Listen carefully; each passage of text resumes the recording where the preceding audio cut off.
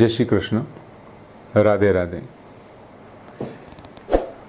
મિત્રો, બીજા અધ્યાયના 55મા શ્લોકથી આપણે સ્થિત પ્રજ્ઞના લક્ષણો ભગવાન કૃષ્ણના મુખે અર્જુનને સમજાવે છે અને આપણે એ સમજવાનું ચાલુ કર્યું.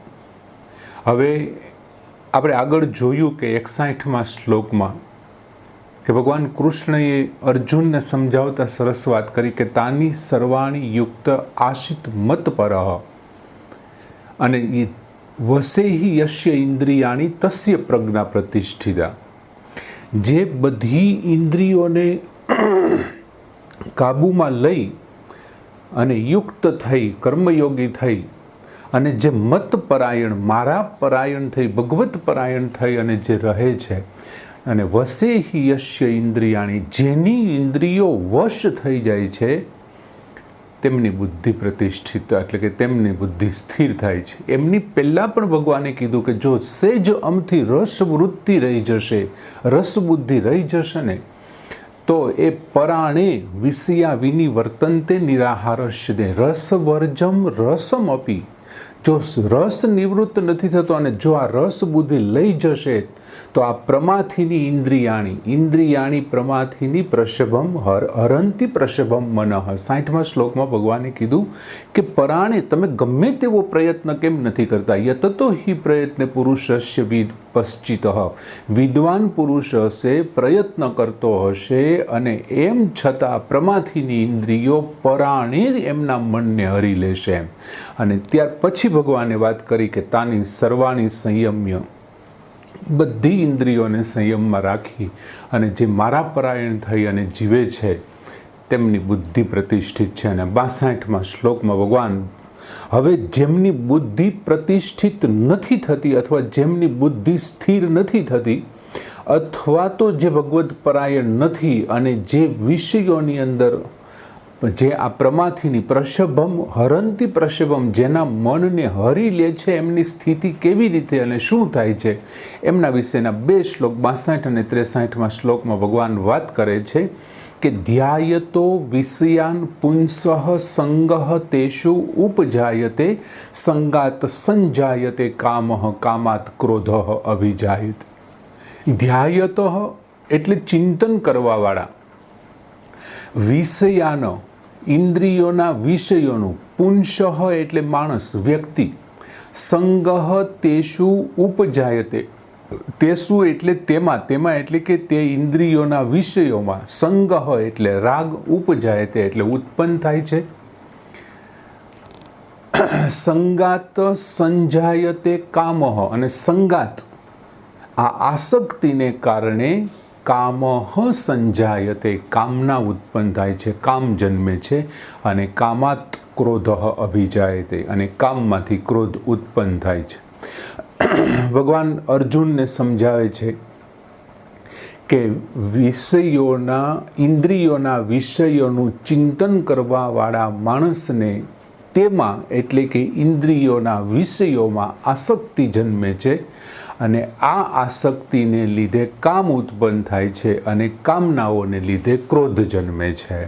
આમ ક્રમશઃ એક પછી એક થાય છે. હવે ભગવાન કહે છે કે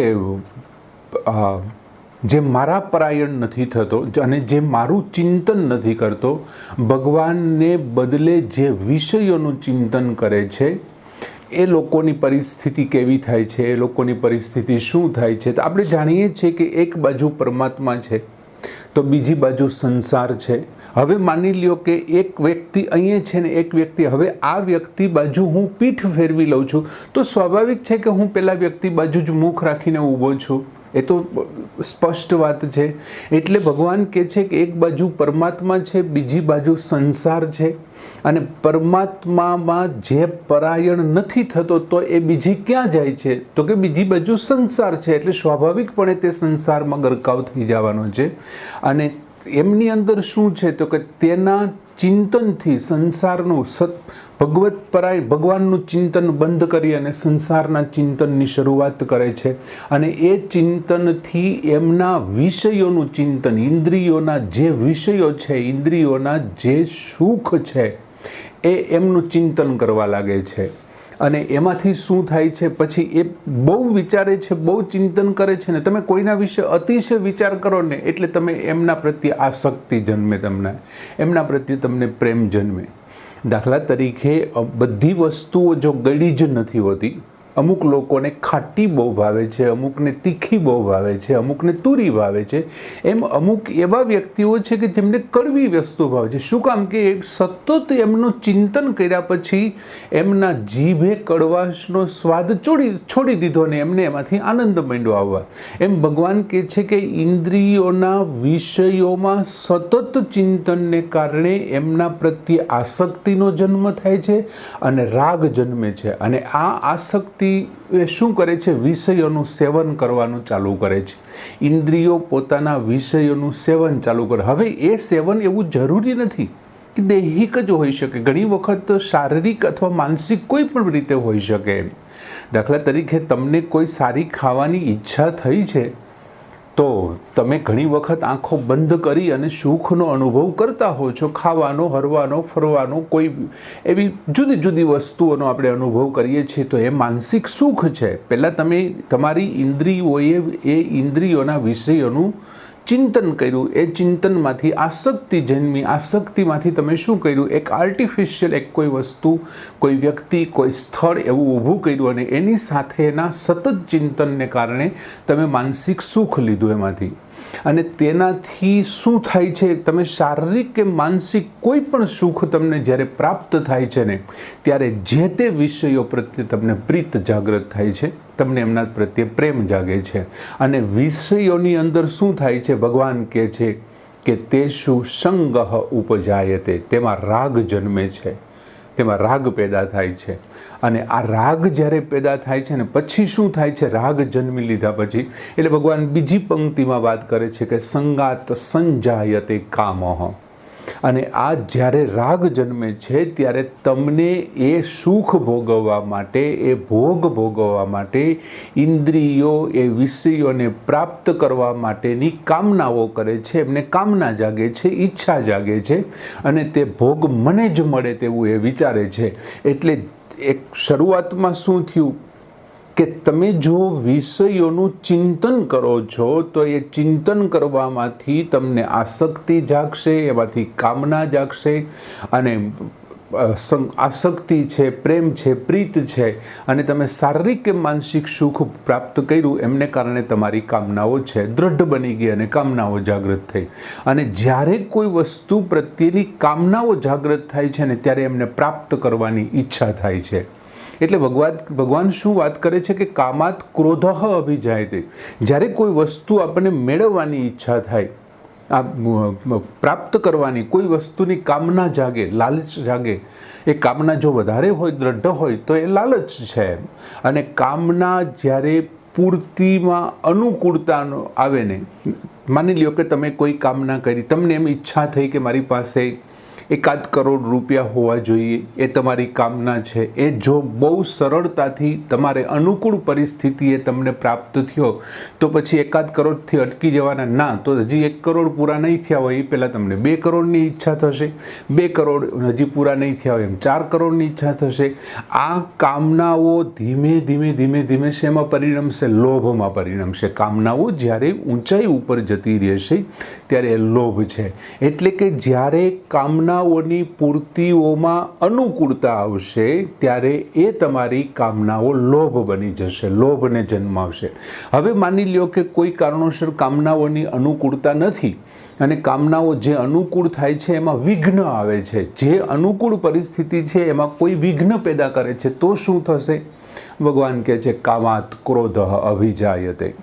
કામનાઓમાંથી ક્રોધ ઉત્પન્ન થાય છે. તમને કોઈ વસ્તુ મળે છે, એ વસ્તુ મળવામાં કોઈ તમારી વચ્ચે પડે છે, તમારો અંતર પ્રતિકૂળ બને છે તમારા માટે, તો એ વ્યક્તિ પ્રત્યે તમને ગુસ્સો આવવાનો જ છે. હવે ઘણી વખત શું થતું હોય, તમે ગાડી ચલાવતા હો, રોડ ખાડાવાળો આવે ને, તમારે ઝડપની અંદર જો પ્રતિકૂળતા આવી ને તો તમને રોડ ઉપર રીહ ચડે છે. યાર, જળ પદાર્થો ઉપર આપણે રીહ કરીએ છીએ. ઘણી વખત એક બહુ સામાન્ય વસ્તુ, માત્ર એક સેજ અમથું ક્યાંક બારી ખુલી છે ને તડકો આવે છે તો પણ તમને ગુસ્સો આવે છે. ભગવાન સૂર્ય ઉપર પણ ગુસ્સે થઈ જાય છે કે આ તડકો જો ને આમ છે. પ્રકૃતિ ઉપર, જળ પદાર્થો ઉપર આપણી પ્રતિકૂળતા હંમેશા શું કરે છે? આપણને ક્રોધ અભિજાયતે, ક્રોધ જન્મ આવે છે. એમ ભગવાન કહે છે કામાત ક્રોધ અભિ, જો કામનાઓ પૂર્ણ ન થાય ને તો એ ક્રોધ પેદા કરનારું છે.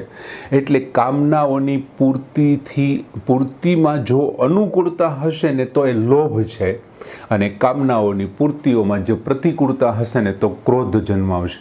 હવે આપણે સંસારની અંદર જોતા હોઈએ કે વર્ણ છે, કે વર્ણને કારણે, ગુણને કારણે, ઘણી વખત યોગ્યતાને કારણે, વર્ણ એટલે વર્ણાશ્રમની વાત નથી કરતા, શું કહીએ છીએ, રૂપાળાની બાબતમાં, સુંદરતાની બાબતમાં હોય, ઘણી વખત બહુ સારા ગુણ હોય, અમુક વખતે અમુક પ્રકારની યોગ્યતા હોય. આવા સારાપણાને લીધે આપણા મનમાં શું હોય છે કે અભિમાન રહે છે કે આમ થવું જોઈએ, આમ તો. દાખલા તરીકે અતિશય સ્વરૂપવાન છે તો એના મનમાં અભિમાન હોય છે કે મારો વર્ણ સારો છે, અહીં મારો આદર સત્કાર થવું જોઈએ, લોકો મારા સામે જોવા જોઈએ, આમ થવું જોઈએ, તેમ થવું. હવે જો એ આદર સત્કારની કામના છે અને એ આદર સત્કારની કામનામાં તમારો આદર સત્કાર થવામાં માની લો કોઈ બીજો વચ્ચે આવી ગયો તો તમને એમના ઉપર ગુસ્સો આવશે, ક્રોધ આવશે. શું કામે? કેમ કે મનની અંદર તમારે કામનાઓ હતી. હવે તેમની અંદર જે વિઘ્નો નાખે છે ને, કામનાઓની પૂર્તિ કરવા પર વિઘ્ન નાખે છે ને, એમની ઉપર આપણને ક્રોધ આવે છે. એટલે ક્રોધના મૂળમાં ખરેખર શું છે? તો કે ક્રોધના મૂળમાં રાગ છે. રાગ એટલે અનુરાગ, પ્રેમ છે. દાખલા તરીકે કોઈ વ્યક્તિ છે નીતિ ન્યાયની વિરુદ્ધમાં છે, તો તમને એ વ્યક્તિને તમે જોવો છો ને તમને ગુસ્સો આવે છે, તો તમને ખરેખર એનું કારણ શું છે? તો કે તમને નીતિ ન્યાય ઉપર પ્રેમ છે, અનુરાગ છે. જ્યારે તમને કોઈના ઉપર અનુરાગ છે ને ત્યારે એની વિરોધની વ્યક્તિ ઉપર તમને ક્રોધ છે. એ જ પ્રમાણે કોઈ માની લ્યો કે અપમાન છે, તિરસ્કાર છે, એમના ઉપર તમને ક્રોધ આવે છે. કોઈ અપમાન કરે છે, કોઈ તિરસ્કાર કરે છે, તેમના ઉપર ક્રોધ આવે છે, તો એનો અર્થ એવો છે કે તમને આદર ઉપર અને સન્માન ઉપર તમને આ રાગ છે, અનુરાગ છે. તમને અહિંસા ઉપર રાગ છે, તો કોઈ હિંસા કરતું હશે તો એમના ઉપર તમને સ્વાભાવિકપણે ગુસ્સો આવતો હશે. એટલે કોઈ પણ કોઈ પણ ઈચ્છાઓ છે આ જે પૂર્તિ નથી થતી, એટલે કે ક્રોધ છે, એમના મૂળની અંદર શું છે? તો કે રાગ છે.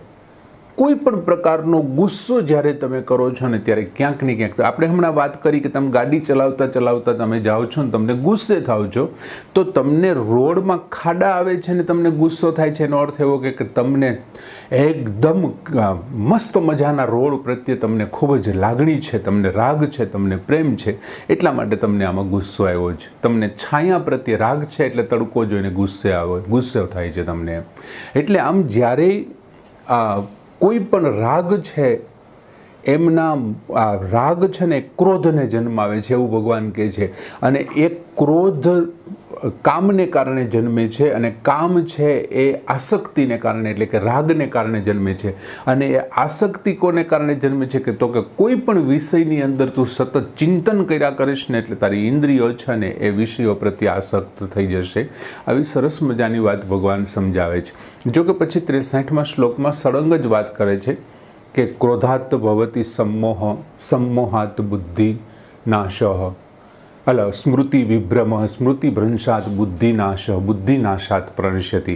આ છેલ્લે તમને છે ક્યાં સુધી લઈ જશે? કે તમારા નાશ સુધી, સર્વનાશ સુધી લઈ જશે. આમ ભગવાન 65મા શ્લોકમાં સરસ વાત કરી કે ધ્યાયતો વિષયાન પુંસઃ સંગઃ તેષુ ઉપજાયતે, સંગાત સંજાયતે કામઃ, કામાત ક્રોધઃ અભિજાયતે. આ શ્લોક અહીંયા પૂરો કરીએ છીએ. જય શ્રી કૃષ્ણ.